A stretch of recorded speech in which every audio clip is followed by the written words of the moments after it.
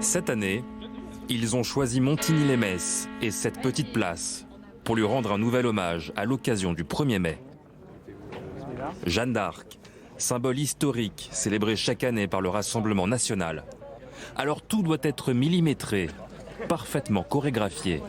Il faut pas le poteau, vous dépassez pas d'ici, vous restez bien aligné.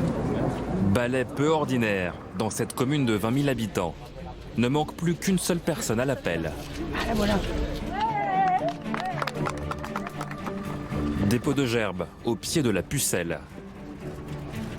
Et commentaire politique de Marine Le Pen, à 300 km de l'agitation parisienne du 1er mai. Nous sommes un an après le 1er mai 2018.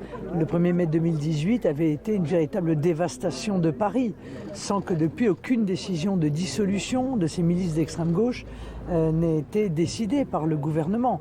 Donc on finit évidemment par conclure qu'il y a une sorte de complaisance de la part du gouvernement. C'est bon. Vous voyez, comme ça on a besoin de personne. Pour le Rassemblement national, ce 1er mai devait surtout marquer un temps fort.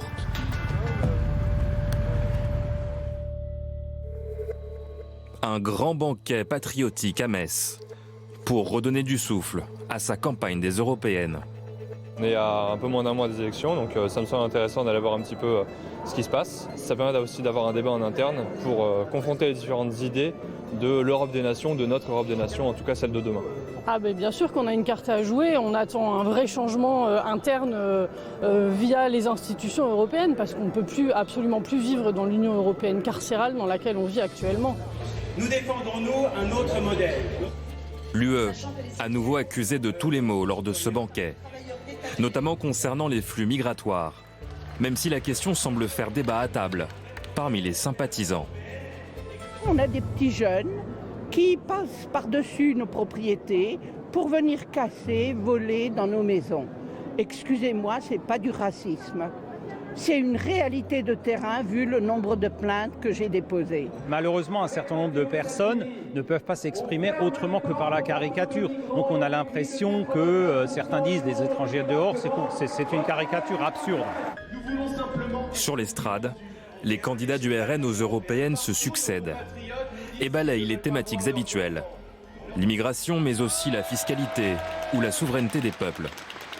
Au même moment, à l'extérieur, le ton monte entre le service d'ordre du RN et des militants de l'Union des étudiants juifs de France, venus tracter aux abords du meeting. Laissez-moi, c'est un lieu public. L'altercation dégénère. Donnez-moi un mouchoir vite. Un mouchoir. Un mouchoir, donnez-lui un mouchoir. Vite, vite. À la tribune, Marine Le Pen préfère plutôt lâcher ses coups contre les institutions européennes. Stop! Le récit européiste est épuisé. Nous sommes à la fin du conte et découvrons que sous la cape du gentil chevalier se cache en réalité un ogre qui brûle de dévorer la belle princesse endormie. Face à ce Tchernobyl économique et social, démographique et identitaire, notre projet constitue une révolution. En 30 minutes de discours fait rarissime, la présidente du RN ne cite jamais le président Macron. On arrive! Mais pourquoi j'aurais besoin de le citer? J'ai pas besoin de le citer, tout le monde aujourd'hui en parle et en parlant mal. Hélas, il a une omniprésence dans la vie quotidienne des Français et le moins qu'on puisse dire c'est que c'est pas dans le bon sens. En attendant, d'après les sondages, le RN n'arrive toujours pas à distancer nettement la République en marche. Les deux listes restent au coude à coude, à 3 semaines du scrutin européen.